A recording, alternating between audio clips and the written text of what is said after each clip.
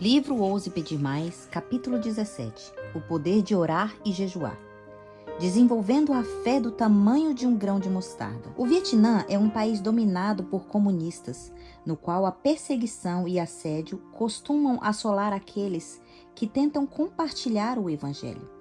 No entanto, os adventistas daquele lugar estão aprendendo que Deus é capaz de fazer aquilo que os seres humanos não conseguem.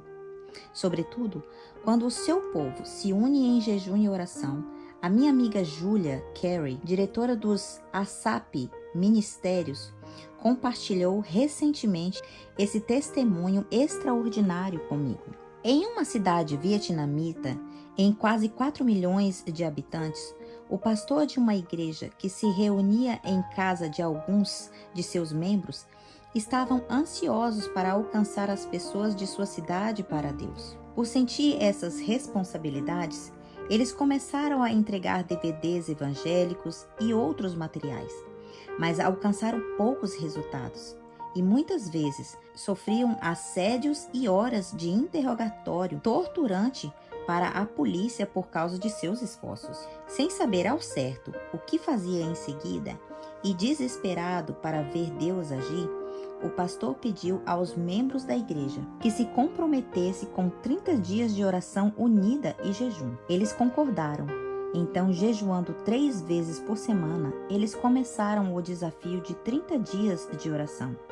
Oravam por horas, todos os dias, às vezes a sós e muitas vezes juntos.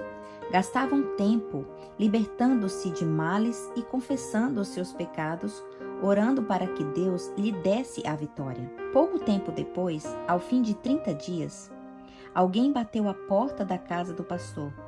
Ao abrir, ele instantaneamente reconheceu o rosto do famoso ex-comandante do Vietcong, que havia se transformado em líder da máfia na cidade. Esse homem era conhecido pelas atividades ilegais que praticava, por lidar com tráficos, drogas, casas de jogos e de azar e bordéis. O pastor não sabia ao certo o que esperar quando o homem lhe mostrou um dos DVDs evangélicos. Com algum temor, mas cheio do poder proveniente do amor de Deus, o pastor convidou o homem para entrar para sua casa.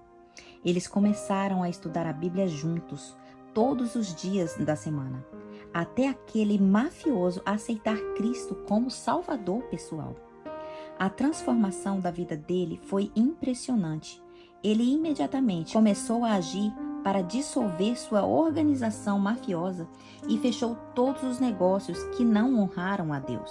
Todos notaram a mudança drástica e começaram a fazer perguntas. Em resultado de seu testemunho, 40 de seus homens, bem como a família e de cada um deles, logo seguiram o exemplo do chefão e aceitaram Jesus. Eles estavam felizes, mas não se contentou em compartilhar a mensagem apenas com os seus homens. Tinha objetivos grandiosos que queriam alcançar a cidade inteira para Deus. Certo dia, depois de muita oração, o Senhor Deus deu ao ex-líder da máfia a ideia de organizar uma celebração do cristianismo. Era uma ideia audaciosa, porém o mais surpreendente é que Deus abençoou de forma extraordinária. É provável que tenha sido a primeira vez na história do Vietnã comunista que um evento bíblico tão grande dessa natureza deu certo. Multidões se aglomeraram no salão alugado. O pastor que havia conquistado o líder da máfia para Cristo foi convidado para ser o orador. O chefão também compartilhou o poderoso testemunho de como Deus havia mudado a sua vida. Em consequência, mais pessoas se juntaram à igreja. Com isso, mais igrejas nos lares foram fundadas na cidade e não para de crescer. As pessoas estão cheias de fogo do Senhor por sua palavra. Mais de 90 mil DVDs já foram espalhados entre os habitantes da cidade. Muitos estão ouvindo a mensagem do Evangelho Eterno pela primeira vez e se preparando para o breve retorno de Jesus Cristo. Será que esse milagre teria acontecido se o pastor de seus membros não tivesse se mostrado disposto a jejuar e a se unir em oração, deixando de lado as suas indiferenças enquanto clamavam a Deus para que intervisse em sua cidade? Certa vez, Hudson Taylor declarou: é possível que o maior impedimento para a nossa obra seja a força que imaginamos ter. Ao jejuar, aprendemos como somos criaturas pobres e frágeis, dependentes de um prato de comida para o pouco de força sobre a qual tão avidamente nos apoiamos. O chamado ao jejum bíblico. O jejum não é um tema popular de pregação. Atualmente, com frequência, é negligenciado nas disciplinas espirituais que procuramos desenvolver. Entretanto, jejuar é uma parte muito importante da oração eficaz. É importante observar que, ao falar de jejum com os seus discípulos, Cristo não questionou se eles jejuavam, mas orientou para quando fosse jejuar. Nas Escrituras, o jejum é dado como certo. Todos os principais personagens da Bíblia jejuavam. Naquele momento, Jesus estava jejuando, pois havia prometido que não comeria mais do fruto da vida até que todos estivessem juntos no céu. Mateus 26, 29. Existem muitos conceitos errôneos sobre jejum. Jejuar não tem a ver apenas como se abster de alimentos por determinados períodos. Isso se chama regime.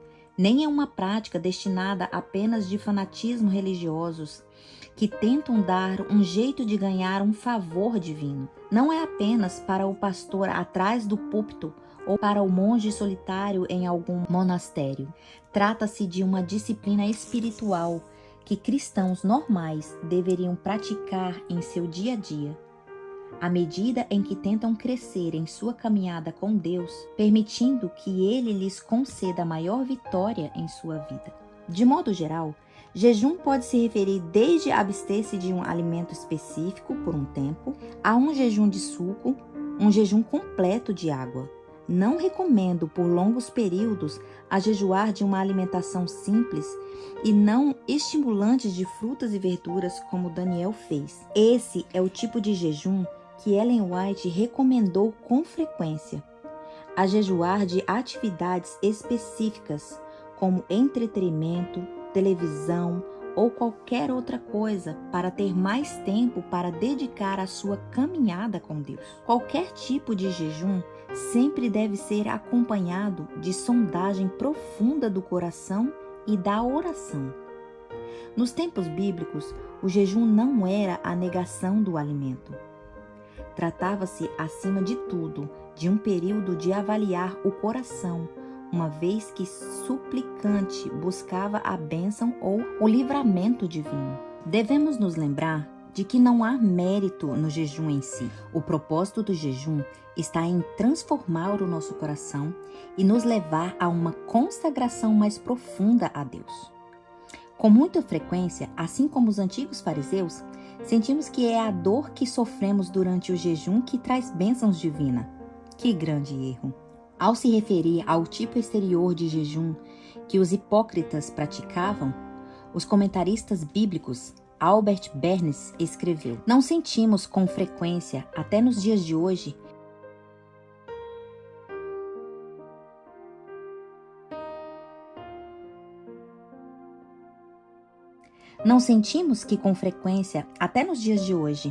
que há algo meritório nas inconveniências que sofremos em nossos atos de negação ao eu? Entretanto, a dor e os inconvenientes que venhamos a suportar pelo mais rígido do jejum não trazem mérito aos olhos de Deus. Não foi esse o objetivo dele ao instruir o jejum. Seu objetivo é a justiça, a verdade, a caridade, a santidade.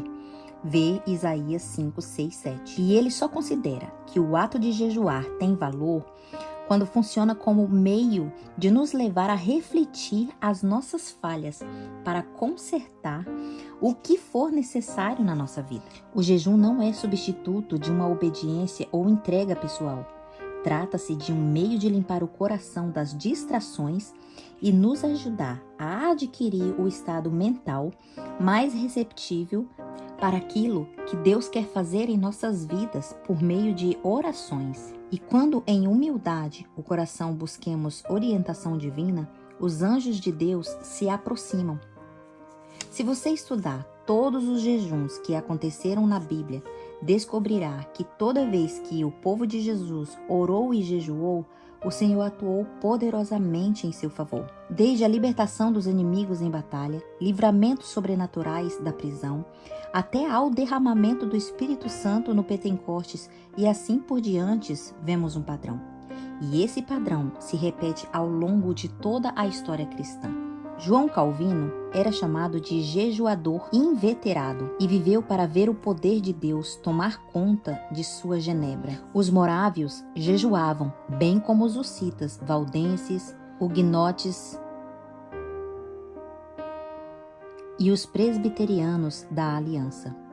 Se não fosse pela oração perseverante, que inclui jejum, não haveria ocorrido a reforma e nenhum dos grandes despertamentos ao longo dos séculos. Tiago White, editor da revista Review and Herald, escreveu que muitas orações foram atendidas e que ele nunca vira tamanha intensidade e sentimento, nem tempos melhores em Battle Creek ou em todo o campo mundial. Os adventistas também dedicavam dias específicos em 1865 para jejuar e orar a fim de que a guerra civil chegasse ao fim. Pouco tempo depois desse período coletivo de jejum e oração, a guerra civil terminou. Ellen White elencou diversos motivos explicando por que e quando devemos pensar em jejuar. Analise as seguintes. Devemos jejuar em busca de verdades essenciais para que os nossos entendimentos sejam claros. Devemos jejuar ao pedir a sabedoria celestial que Deus prometeu. Devemos jejuar ao buscar direcionamento divino quando estivermos traçando planos importantes. Devemos jejuar ao dedicar nossos talentos para o serviço de Deus. Devemos jejuar ao pedir ajuda divina em uma crise. Devemos jejuar ao lutar contra a opressão demoníaca. Devemos jejuar ao pedir a Deus mais trabalhadores para a ceifa. Devemos jejuar em prol da reunião entre os membros da igreja. Devemos jejuar ao buscar purificação do coração e renovação espiritual. Devemos jejuar ao buscar vencer tentações espirituais. Devemos jejuar ao tentar desenvolver o gosto por comida simples. Devemos jejuar ao buscar dominar uma doença. Jejum por 1 ou 2 refeições. Não há tempo. É preciso de ajuda imediata. Ou seja, não separarmos tempo para jejuar em busca da bênção e forças divinas, é provável que não estejamos preparados para lutar quando Deus mais precisar de nós no campo de batalha. Oração e jejum devem andar de mãos dadas. A oração é o meio pela qual nos apegamos às coisas invisíveis de Deus, ao passo que o jejum significa saltar e lançar fora as coisas visíveis, das quais tendemos a depender. Em última instância, o objetivo do verdadeiro jejum deve ser o cumprimento de Isaías 58. É a esse tipo de jejum que Deus nos chama. Mais uma vez, porém, lembre-se de que o jejum por orações mais eficazes e vitórias espirituais não está ligado a dominar um método, mas ter uma mudança no coração. Somente quando ouvimos o chamado do Espírito Santo e permitimos que ele nos conduza a uma entrega mais profunda, nosso jejum será verdadeiramente eficaz. Certo dia, durante o período de oração unida de nossa família, Daniel, meu sobrinho adotivo de 8 anos de idade, orou: "Obrigada, Deus, por toda a chuva que o Senhor está armazenando no céu para derramar sobre nós." Achamos a oração engraçadinha. Demos risada, mas concordamos e começamos a louvar a Deus pelo milagre que ainda não havíamos visto. 2 dias depois, não só veio do nada uma tempestade enorme que despejou mais de 150 milímetros de chuva, mas ela também se virou e molhou a nossa fazenda pela 2ª vez. A chuva realmente mudou a direção, algo que nunca havia visto acontecer na minha vida inteira. Nossos vizinhos ficaram fascinados, assim como nós, ao presenciar esse milagre acontecer. Os céticos podem discordar, mas eu creio que Deus atuou de maneira extraordinária naquele dia por causa da oração e louvor do nosso pequeno Daniel. Só consigo imaginar o Senhor sorrindo. É esse tipo de fé que estou procurando. Não dá para resistir a uma oração como essa. Temos que bater nas janelas dos céus com a audácia santa de quem não desiste. Humilhemos nosso coração perante Deus com jejum e oração. Lutemos até o dia raiar, ousando pedir mais. Por fim, louvemos a Deus antes mesmo de ver a bênção que desejamos. Se persistirmos, receberemos mais, muito além de nossos pedidos, e testemunharemos uma chuva de bênçãos.